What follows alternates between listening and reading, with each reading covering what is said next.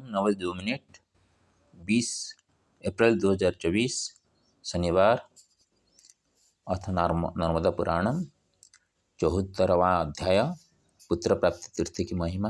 अनसुईया जी के पुत्र रूप में ब्रह्मा, शिव और विष्णु का अवतार। मार्कंडेय जी कहते हैं, राजन, सूर्य देव की भार्या प्रभा ने पूर्व काल में उग्र तपस्या के द्वारा भगवान शिव की आराधना की। वह उन्हीं के ध्यान में तत्पर हो 1 वर्ष तक केवल वायु पीकर रही। इससे संतुष्ट होकर महादेव जी ने प्रभा से कहा, बाले, तू क्यों कष्ट उठा रही है? अपना मनोरथ प्रकट करो। प्रभा बोली, शंभो, स्त्री के लिए पति के सिवा दूसरा कोई देवता नहीं है। भले ही पति कभी पत्नी का पोषण न करता हो, गुणवान हो या गुणहीन, धनवान हो या निर्धन, प्रेमी हो या द्वेषपत्र, किंतु स्त्री के लिए तो पति ही उसका देवता है। महेश्वर, मैं पति से सुख नहीं पा रही हूँ, इसलिए क्लेश उठाती हूँ। महादेव जी ने कहा, देवी, तू मेरे प्रभाव से सूर्यदेव की प्रियतमा होगी। महादेव जी का वरदान पाकर प्रभा ने वहाँ उनकी स्थापना की और इस प्रकार महादेव जी से बोली, भगवान, आप अपने अंश से यहाँ निवास करें और इस तीर्थ को प्रकाश में लावें। मार्कंडेय जी कहते हैं, युधिष्ठिर, प्रभा द्वारा स्थापित शिवलिंग ही प्रभासेश्वर नाम से प्रसिद्ध हुआ। संपूर्ण लोक में दुर्लभ ये लिंग माघ मास की सप्तमी को विशेष फलप्रद होता है। जो इस तीर्थ में भक्ति से कन्यादान देता है अथवा कन्या के समान अवस्था वाली धनी एवं कुलीन ब्राह्मणों को विवाह के लिए कन्या दिलाता है, उसका पाप नष्ट हो जाता है। वहाँ कन्यादान करने वाला पुरुष सूर्यलोक का भेदन करके कल्याणमय शिवलोक में जाता है। युधिष्ठिर, मनुष्य तभी तक भटकता है जब तक प्रभास तीर्थ में नहीं जाता। वहाँ जाने पर अश्वमेध यज्ञ का फल पाकर वह उत्तम गति को पाता है। तदनंतर नर्मदा के दक्षिण तट पर उत्तम मार्कंडेश्वर तीर्थ में जाए, जो देवताओं द्वारा वंदित, कल्याणमय तथा गोपनीय से भी गोपनीय है। उसकी स्थापना मैंने स्वयं की है। वह परम पवित्र तथा भोग एवं मुख्यों को देने वाला है। उस तीर्थ में भगवान शंकर के प्रसाद में मुझे ज्ञान की प्राप्ति हुई है। पांडुनंदन, जो वहाँ अन्याय सूक्तों का चिंतन तथा वहाँ जल में द्रुपदा दीव इत्यादि मंत्रों का जप करता है, वह घोर पाप से मुक्त हो जाता है। जो अपने 5 इंद्रियों को बस में करके नर्मदा के दक्षिण तट पर बैठकर जल में भक्तिपूर्वक सूक्तों का जप करता है, वह मन, वाणी और क्रिया द्वारा होने वाले सब पापों से छुटकारा पा जाता है। ऐसा भगवान शंकर का कथन है। जो मार्कंडेश्वर तीर्थ में भक्तिपूर्वक पितरों का श्राद्ध करता है, उसके पितर प्रलय काल तक तृप्त रहते हैं। जो वहाँ आंवला, बेर, बेल आदि फल, अक्षत और जल से प्रेतों के लिए तर्पण करते हैं, उनके द्वारा तृप्त किए हुए वे प्रेत शुभ गति को प्राप्त होते हैं। राजेंद्र, उसके बाद नर्मदा के उत्तर तट पर यज्ञवट के मध्य में स्थित संकर्षण नामक तीर्थ में जाए तो जो सब पापों का नाश करने वाला और भूतल पर प्रसिद्ध है। वहाँ पूर्व काल में बलभद्र जी ने नर्मदा तट पर सब प्राणियों के उपकार के लिए तपस्या की थी। वहीं समीप में ही देवताओं तथा भगवती उमा के साथ भगवान शिव निवास करते हैं। जो मनुष्य वहाँ क्रोध और इंद्रियों को वश में रखकर शुक्ल पक्ष की एकादशी तिथि को भक्तिभाव से मंत्रोच्चारण पूर्वक भगवान शिव को स्नान कराता है तथा श्रद्धा भक्ति के साथ प्रेतों के लिए श्राद्ध एवं दान करता है, इससे प्रेतों की उत्तम गति होती है एवं वह परम पद को प्राप्त होता है। तत्पश्चात मनमथेश्वर तीर्थ को जाए। वहाँ स्नान करने मात्र ही मनुष्य कभी यमलोक नहीं देखता। वहाँ स्नान करके पवित्र चित्त हो मणिभाव से रहने वाला जो मनुष्य भक्तिपूर्वक उपवास करता है, उसे सहस्र गोदान का फल प्राप्त होता है। इसके बाद एरंडेश्वर तीर्थ में जाना चाहिए। ब्रह्मा जी के मानस पुत्रों में एक महर्षि अत्रि के नाम से प्रसिद्ध है। उनकी पत्नी का नाम अनसुईया है। उनकी पत्नी में सभी सद्गुण मौजूद है। वे पतिव्रता, पतिपरायण और पति का हित करने में सदा संलग्न रहने वाली है। एक दिन वे श्रेष्ठ दंपति अपराह्न काल में कहीं सुखपूर्वक बैठे थे। उस समय मुनिवर अत्रि ने कहा, प्रिय चराचर प्राणियों सहित तीनों लोकों में तुम जैसी पतिव्रता स्त्री दूसरी नहीं है। जो नारी अपने पति और पुत्र दोनों को प्रिय हो तथा सुहृद जनों के हित में संलग्न रहने वाली हो, वह धन्य है। शास्त्रों का कथन है, पुत्र से मनुष्य पुण्यलोक पर विजय पाता है, पुत्र से उसकी परम गति होती है। पृथ्वी पर पुत्र के सदृश कोई बंधु नहीं देखा गया है, जो कि घोर अवसीपत्र वन में गिरते हुए पिता की रक्षा करता है। अकाल में, दीनता आदि में तथा बुढ़ापे में पुत्र ही पिता का पालन करता है। अनुसुईया बोली, ब्राह्मण, पतिदेव जो नारी पतिव्रता है, वह पति और पुत्र दोनों की वृद्धि करने वाली है तथा धर्म, अर्थ और काम तीनों की साधिका है। अतः वह सबके द्वारा पालन करने योग्य है।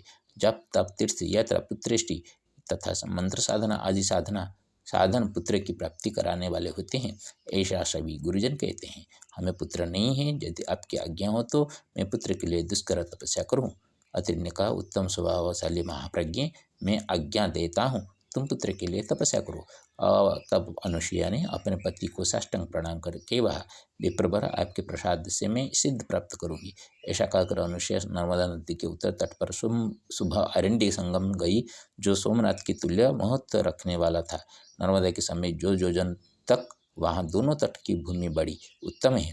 नर्मदा के उत्तर तट पर पहुंचकर अनुसुईया तपपूर्ण नियम पालन में संलग्न हो गई। वह शाकाहार करती और उत्तम स्तोत्रों द्वारा देवताओं की स्तुति करती थी। तब भगवान विष्णु, महादेव जी और ब्रह्मा जी एरंडी संगम में आए तथा ब्राह्मण का रूप धारण करके अनुसुईया के आगे खड़े होकर मंत्रों का उच्चारण करने लगे। अनुसुईया जी आज्ञा देकर उठी और कहने लगी, आज मेरा जन्म सफल हुआ और आज मेरी तपस्या सफल हो गई। ऐसा कहकर उन्होंने परिक्रमा की और प्रणाम करके कहा, विप्रवारी, आज मैं दिव्य कंद मूल और फल भोजन कराकर आप लोगों को तृप्त करूंगी। ब्राह्मण बोले, सुब्रते, तुम्हारे दर्शन से ही हम तृप्त हैं, बताओ तुम किस लिए तप कर रही हो। अनुसुईया ने कहा, ब्राह्मणों, तपस्या से स्वर्ग की सिद्धि होती है, तपस्या से उत्तम गति मिलती है और तपस्या से ही मनुष्य संपूर्ण मनोरथों को पूर्ण करता है। ब्राह्मण बोले, उत्तम व्रत का पालन करने वाली देवी, इस प्रकार कठोर तप करने का तुम्हारा क्या उद्देश्य है। हम तीनों ब्रह्मा, विष्णु और महादेव हैं, लोक की दृष्टि में हमने अपने स्वरूप को छिपा रखा है। इतना कहकर उन्होंने उसे अपने अपने स्वरूप का दर्शन कराया। वे करोड़ों सूर्यों के समान कांतिमान दिख रहे थे। अनुसुईया ने कहा, यदि ब्रह्मा, विष्णु और रुद्र कृपा करके मुझ पर प्रसन्न हुए हों तो इस समय मुझे यही वरदान दे कि आप मेरे पुत्र होकर उत्पन्न हो। तब भगवान विष्णु ने कहा, कल्याणी, मैं तुम्हें देवतुल्य पराक्रमी पिता के समान गुणवान सोमयाजी और बहुश्रुत पुत्र देता हूँ। जब बोली, भगवान, मैंने जैसी पुत्र कामना की प्रार्थना की है, उसके अनुकूल मनोवांछित पुत्र ही मुझे प्रदान करे, उसके विपरीत उचित नहीं है। तब ये तीनों देवता बोले, कल्याणी, हम तुम्हारे अयोनिज पुत्र होंगे, क्योंकि देवता गर्भ में निवास नहीं करते। इतना कहकर वे तीनों देवता चले गए। नर्मदा तट पर यह श्रेष्ठ वरदान पाकर अनुसुईया देवी महेंद्र पर्वत पर अपने पति के समीप गई। उन्हें देखकर अत्रि मुनि ने कहा, प्रियदर्शिनी, तुमने वह दुर्लभ वरदान पाया है जो संपूर्ण स्त्रियों के लिए असंभव है। अनुसुईया ने कहा, महर्षि, आपके प्रसाद से ही मुझे दुर्लभ वर की प्राप्ति हुई है। ऐसा कहकर हर्ष में भरी हुई महादेवी अनुसुईया ने अपने प्राणवल्लभ मुनि की ओर देखा और मुनि ने भी उस स्वदर्शना पत्नी की ओर दृष्टिपात किया। परस्पर दर्शन से ही अत्रि के ललाट में एक शुभ्र ज्योतिर्मंडल प्रकट हुआ, जिसकी किरणें 9 सहस्र योजन तक फैली हुई थी। कदम्ब पुष्प के समान गोल आकार वाला ब्रह्ममंडल त्रिविध परिधि मंडल से घिरा हुआ था। मंडल के मध्य भाग में दिव्य पुरुष रूपधारी देवेश्वर ब्रह्मा जी प्रकट हुए, जो सुवर्ण के समान कांतिमान और कोटि सूर्यों के समान प्रभाव पुंज से व्याप्त थे। ये ही अनुसुईया के प्रथम पुत्र साक्षात ब्रह्मा जी के अवतार चंद्रमा नाम से विख्यात हुए। इन्हीं को सोम भी कहते हैं। ये 16 कलाओं से संयुक्त हो माता पिता के श्रेष्ठ एवं प्रिय पुत्र हुए। इनकी कलाओं के नाम इस प्रकार है, प्रतिपदा, द्वितीया, तृतीया, चतुर्थी, पंचमी, षष्ठी, सप्तमी, अष्टमी, नवमी, दशमी, एकादशी, द्वादशी, त्रयोदशी, चतुर्दशी तथा 15वीं पूर्णमासी कही गई है। 16वीं कला का नाम अमावस्या है। ये चंद्रमा सूक्ष्म होकर 4 प्रकार के जीवों से युक्त संपूर्ण चराचर जगत को तृप्त करते हैं। आहुति में दिया हुआ द्रव्य चंद्रमा में ही स्थित होता है। अमावस्या को ये चंद्रमा जब वनस्पतियों में व्याप्त रहते हैं, उस दिन जो मूढ़ मानव किसी वनस्पति को काटता है तो वह दुख भुगता है और अपने किए हुए 1 वर्ष के पुण्य को भस्म कर देता है। अनेक दिव्य गुणों से युक्त सोमरूपी ब्रह्मा जी अनुसुईया को आनंद प्रदान करने वाले प्रथम पुत्र हुए। उनके दूसरे पुत्र महाभाग दुर्वासा मुनि हैं, जो सृष्टि संहारकारी साक्षात महेश्वर के अवतार हैं। अनुसुईया जी के तीसरे पुत्र दत्तात्रेय के नाम से विख्यात हुए, जो जगत व्यापी जगन्नाथ साक्षात भगवान विष्णु के अवतार हैं। इस प्रकार ब्रह्मा और महादेव जी के साथ भगवान विष्णु ने अवतार ग्रहण किया। नर्मदा के उत्तर तट पर अनुसुईया जी के द्वारा प्रसिद्ध पुत्र प्राप्ति पद नामक तीर्थ है, जो सब पापों का नाश करने वाला है। मया निर्मितम रचितम अथ नर्मदा पुराणम चतुस्सप्तति अध्यायः पुत्र प्राप्ति तीर्थ महिमा त्रिदेव पुत्र रूपेण अनुसुईया मात्रे अवतारितः। कामनापूर्तये नित्यं पूजनीयं च केशवं पुत्रार्थी तु प्रभासेष्व रस्यदर्शनमाचरेत्। सूर्यभार्या प्रभादेवी सन्तानाय कृतोद्यम। वायुभक्षणमाश्रित्य तप्ता सा तपसा तथा। महादेवाशिषं लब्ध्वा सूर्यप्रिया तपस्विनी। प्रभासया प्रतिष्ठोऽयं प्रभासेश्वरकृपया।